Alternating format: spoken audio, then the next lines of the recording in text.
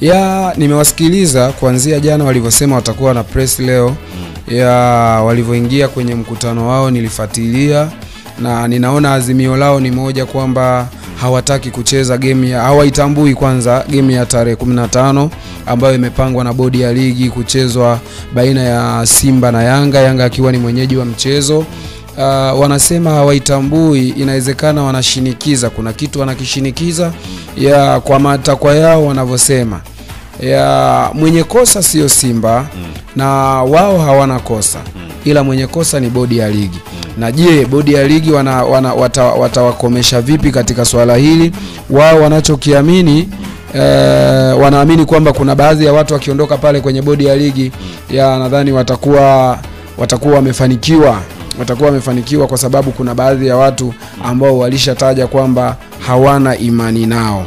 Ya kwa hiyo nadhani hii yote ni kwamba wanazunguka tu, lakini wanashinikiza baadhi ya watu kutoka katika bodi ya ligi kujiuzuru.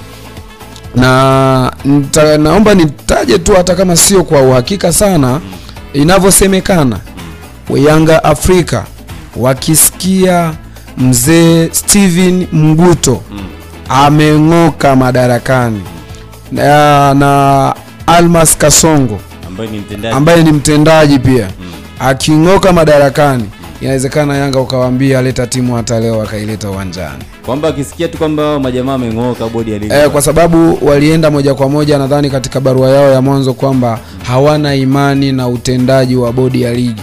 Bodi ya ligi kwamba wao imani walikosa kwao kwa sababu waliona kwamba kitendo cha Simba kuandika barua saa 6 kwa ajili ya kugoma kupeleka timu uwanjani kucheza na bodi ya ligi hawakureact on time, wamekuja mpaka ilikuwa nakumbuka asubuhi yake wakatangaza kwamba mechi itakuwepo.